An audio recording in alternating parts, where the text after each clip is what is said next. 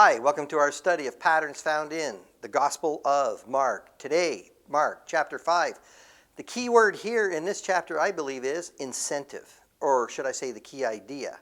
Incentive is something that urges you on, the cause of action or effort, motive, stimulus. And it's the incentive of these next three people that we need to examine.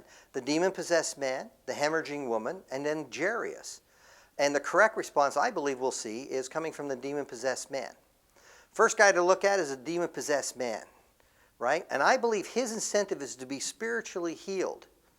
So what we see happening with this guy is he's living up in the tombs, probably high on the hill, looking down at the Sea of Galilee, and he sees a boat coming. This guy's got all these demons living inside of him, and they're all scared. They're terrified because they understand the Son of God is in the boat. This guy has been living in the tombs. Luke says he lives naked. He's been gashing himself to release the pain that's in his head by getting it in a physical sense. They can't change, the chains don't hold him. He breaks free from the chains. So you got to see this big, strong, muscular guy with scars all over his body, long hair. And when he sees that boat, he knows that these demons are afraid of that guy in the boat. So he goes screaming down the hill.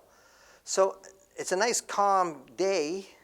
And here comes Jesus and the disciples. They're getting out of the boat and they're coming across the seashore. They're headed towards land. And here comes this wild guy, and he's coming down naked, and he's running right towards them. I mean, you got to see the disciples jumping back into the boat and calling for Jesus to get in the boat. And this guy, as he gets close to Jesus, he does the face plant. Jesus speaks to the demons, and he casts them into this herd of pigs that are on the hill as well. And then, in the calm of it all, you hear all of a sudden 2,000 screaming pigs as they rush down into the hill and into the lake, and they scream until they're dead. They all drown. The guys, the herdsmen, go running to town to tell the people because they're responsible for 2,000 pigs. The town people come, and when they arrive, here's Jesus sitting around with this guy with his right mind. They're not concerned for him. Their concern is for the pigs. And they ask Jesus to leave. Their intention was more about the money. And we'll get back to this guy in a minute. That's a demon-possessed man. To be spiritually healed was his incentive. Then, as he's coming closer to town, the hemorrhaging woman, there's a big crowd that's around him. She sneaks up because she's been bleeding for 12 years and the doctors can't help her. She says to herself, if I just sneak in and touch his cloak, I'll be saved. I'll be healed.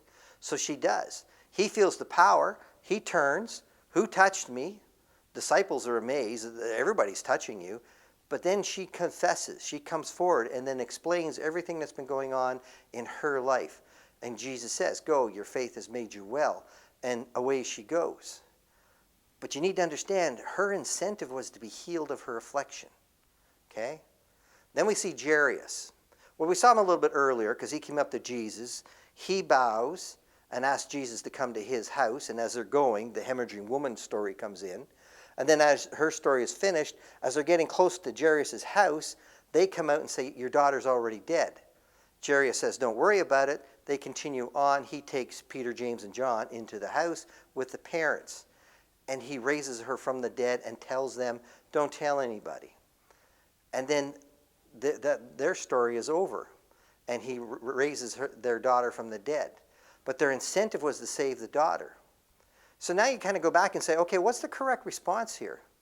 Well, I think what you see is the demon-possessed man has the correct response. Why? Because he's got the correct incentive. You see, the hemorrhaging woman just wanted to get healed. That's why she came to God. Jairus just wanted to save his daughter. That's why he came to God. But the demon-possessed man wanted to be spiritually healed. He was tired of hurting other people. He was tired of not being in control.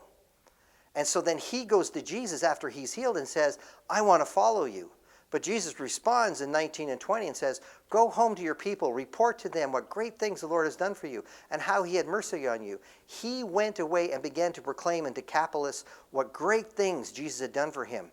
And everyone was amazed. There's the response that you need to understand that's coming out of this. His incentive was to be spiritually healed. And he got into a relationship with God because God is the one that heals us. The other two were just looking for physical healings. and they don't have a response after they receive those healings. So the question you need to ask yourself is, what is my incentive? Why have I come to God? Did I come just to get rid of my guilt and shame? Did I come just because of other people?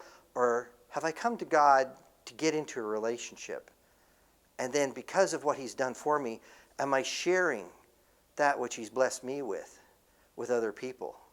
The question you need to ask yourself is, what is my incentive when I look at Mark chapter 5? Thank you.